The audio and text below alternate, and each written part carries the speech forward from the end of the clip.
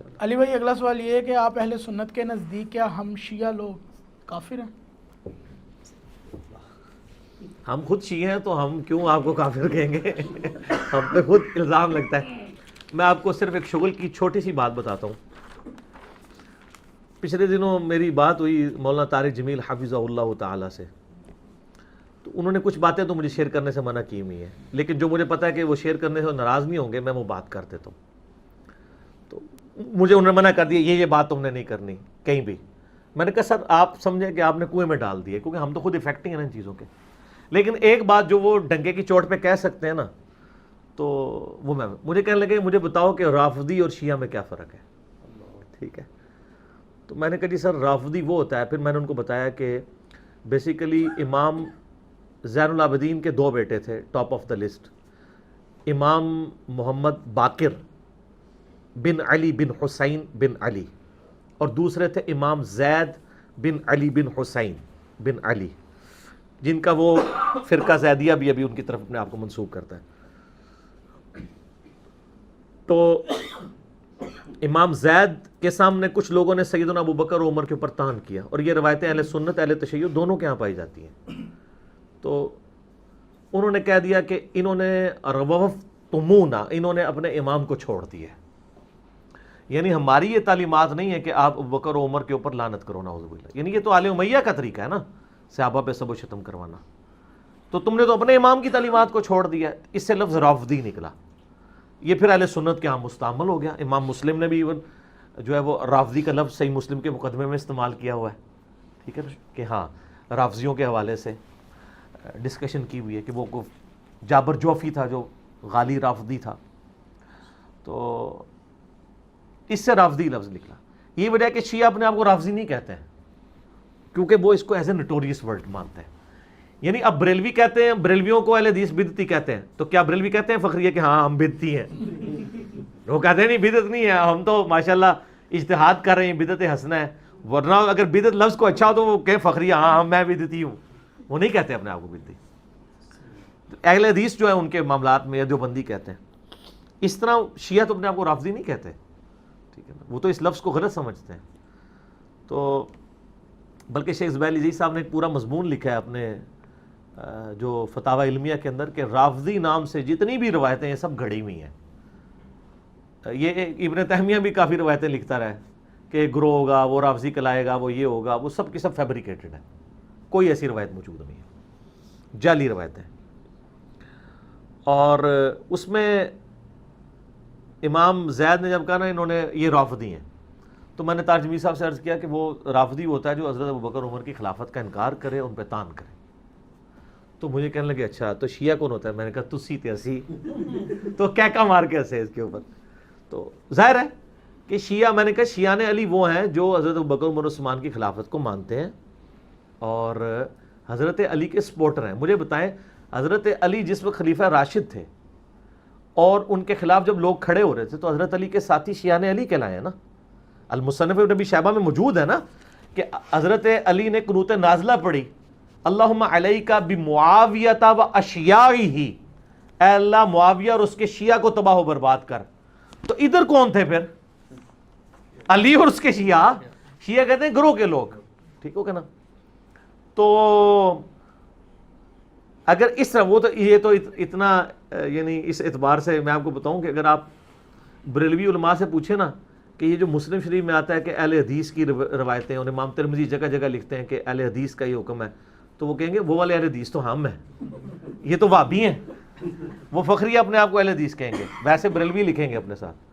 تو ادھر بھی جب یہ باتیں ہم کریں گے نا تو جو سمجھدار سنی ہے وہ کہیں گے ہاں ہاں ان معنوں میں تو ہم بھی شیعہ علی ہیں.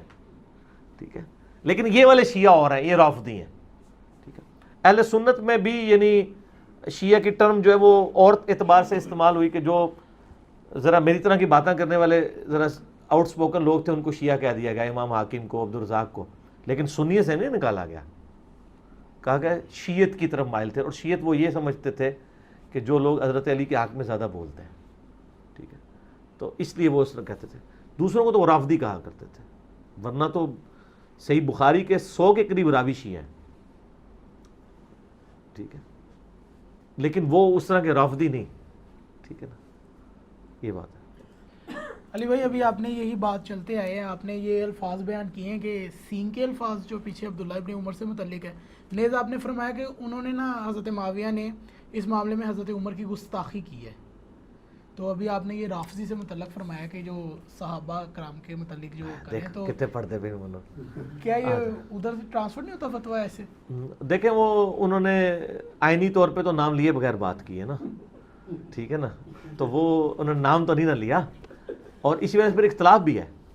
بعض لوگ کہتے ہیں انہوں نے حضرت علی کو کہا ہے, ٹھیک ہے, تو یہ بات تو جینون ہے جی. تو سر ہم تو کہتے ہیں ڈنگے کی چوٹ پہ, بلکہ میں تو بہت آگے جا کے بات کرتا ہوں کہ اس زمانے میں جن لوگوں نے صحابہ کرام کو برا کہا ہے نا, وہ بڑے مجرم ہیں ان لوگوں کی نسبت جو آج صحابہ کرام کو برا کہہ رہے ہیں, اس لیے کہ انہوں نے تو ڈائریکٹ نبی علیہ السلام کی صحبت کی تھی, اور نبی علیہ السلام کی حدیثیں بھی آدھی بیان کرتے ہیں. ان کی بےایمانی دیکھ لیں کہ صحیح مسلم میں 6488 نمبر حدیث ہے کہ عبد الرحمن بن عوف اور خالد ابن ولید کا جھگڑا ہوا. عبد الرحمن بن عوف سابقون الاولون میں سے تھے, خالد ابن ولید جو ہیں وہ صلح حدیبیہ کے بعد مسلمان ہوئے ہیں, ٹھیک ہے. اسی لیے جو آیت آتی ہے نا کہ جو فتح سے پہلے مسلمان ہوئے اور جو فتح کے بعد, وہ برابر نہیں ہے. کئی مفسرین اس فتح سے مراد صلح حدیبیہ لیتے ہیں, فتح مکہ نہیں لیتے, کیونکہ اس میں مکہ لفظ ہی نہیں ہے. اور یہ بات ٹھیک بھی ہے, کیونکہ قرآن میں انا فتحنا لک فتحا مبینا صلح حدیبیہ کو کہا گیا تھا. آج ہم نے آپ کو روشن فتح دے دی ہے کہ یہ صلح حدیبیہ کی جو ٹریٹی ہوئی ہے اس میں کافروں نے آپ کو پاور تسلیم کر لی ہے. قرآن کی روح سے جو فتح کا لفظ ہے نا وہ صلح حدیبیہ کے لیے استعمال ہوا ہے, انا فتحنا لک فتحا مبینا, اور آگے وہ, تو اس لیے وہ کہتے ہیں کہ جو صلح حدیبیہ سے پہلے مسلمان ہوئے اور جو بعد میں, وہ برابر نہیں. فتح مکہ کی بات نہیں ہے اس میں. یہ میں نے آپ کو ایک علمی نقطہ بھی, مدنی پھول بھی دے دیا, ٹھیک ہے. اچھا اب ادھر واپس آ جائیں کہ وہ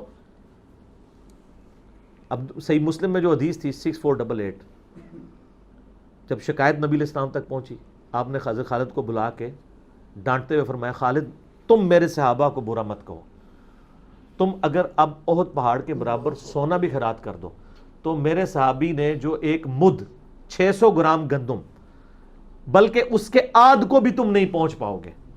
تم احد پہاڑ جو کئی کلومیٹرز پہ پھیلا ہوا ہے اس کے برابر سونا دو تو پاؤ گندم میرے صحابی نے جو خرچ کی ہے اس کے برابر بھی نہیں ہوگے.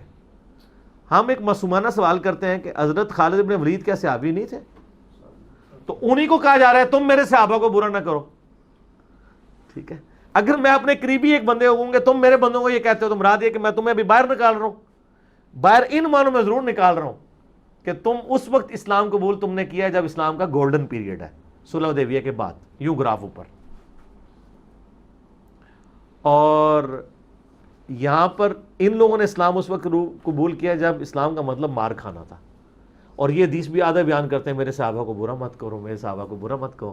اور سر میں پھر وہ ننگے سر والی سرکاروں سے عرض کروں گا, آپ تو یہ حدیث بھی پوری نہیں بیان کر سکتے, کیونکہ یہ اسپیسیفکلی ان لوگوں کے بارے میں تھی جن لوگوں کا آپ دفاع کر رہے ہیں کہ نبی علیہ السلام نے اپنے جونیئر صاحب کو کہا تھا میرے سینئر کو نہ برا کہنا. ہم پہ بھی ہے, لیکن پہلا مصداق اس کا کون ہے اس زمانے میں؟ جو آپ نے مجھے بات کی نا کہ جو لوگ اس زمانے میں صحابہ کی توہین کرتے رہے ہیں ان کو آپ رافضی کیوں نہیں کہتے, اور آج والوں کو رافضی کیوں کہتے ہیں؟ تو ہم یہ جرنل آپ سے ہم سے فتویٰ لے لیں کہ چاہے اس زمانے میں کسی نے غلط بات کی وہ بھی غلط ہے, آج بھی کرے غلط ہے, کیونکہ بخاری مسلم کی حدیث ہے میری فاطمہ بیٹی چوری بھی کرے تو میں اس کے بھی ہاتھ کٹواؤں گا, میں کوئی فرق نہیں کروں گا. اگلے لوگ اس لیے تباہ و برباد ہو گئے کہ ان کے اشرافیہ کے لیے اور قانون ہوتا تھا اور عام لوگوں کے لیے اور. اگر میری بیٹی فاطمہ بھی اللہ کی قسم اگر یہ بھی چوری کرتی تو میں اس کے بھی ہاتھ کٹوا دیتا. تو وہاں پہ حضرت عبداللہ بن عمر نے کم از کم اپنا پروٹیسٹ ریکارڈ کروا دیا ہے کہ میں نے ارادہ کیا میں ایسے کہوں کہ تجھ سے زیادہ خلافت کا حقدار وہ ہے جس نے تجھے اور تیرے باپ کے ساتھ قتال کیا ہوا ہے. اچھا مزے کی بات بتاؤں, یہ سیم الفاظ صحیح مسلم میں حضرت عمر کے اپنے بھی ہیں. صحیح مسلم ایک حدیث ہے, میں نے اس پمفلٹ میں ڈالی ہے, کہ حضرت عمر کو مرنے سے کچھ عرصہ پہلے, شہادت سے پہلے خواب آئی کہ ایک مرغے نے 3 ٹھونگے ان کو ماری ہیں. تو انہوں نے کہا میں نے اس کی تعبیر یہ کی ہے کہ مجھے عنقریب قتل کر دیا جائے گا, اور اگر میں مارا جاؤں تو خلافت کا امر ان 6 بندوں سے باہر نہ جانے دینا. مسلم میں ان 6 بندوں کے نام نہیں ہیں لیکن بخاری میں موجود ہیں, علی, عثمان, طلحہ, زبیر, عبد الرحمن بن عوف اور سعد بن ابی وقاص. ایک طریق میں حضرت علی کا نام پہلے ہے، ایک طریق میں حضرت عثمان کا نام پہلے. تو مسلم شریف میں الفاظ ہے کہ اگر ان 6 بندوں میں سے تم کوئی خلیفہ چنو اور ان کی خلافت میں کوئی تان کرے تو سمجھ لینا کہ وہ اسلام کا دشمن ہے، اور یہ وہی لوگ ہیں جن کو میں نے اسلام کی خاطر اپنے ہاتھوں سے مارا ہوا ہے. تو اسلام کی خاطر ہم نے حضرت عمر کے محبوب بندوں کو خلافت میں تان کرنے والے رومن اور پرشین امپائر کے لوگ تو نہیں ہونے. یعنی اگر میں یہاں پہ پرائم منسٹر عمران خان صاحب کو چنتا ہوں تو مودی کی پارٹی کا کیا لینا دینا ہے؟ ادھر کے لوگوں کا ہی مسئلہ ہوگا نا.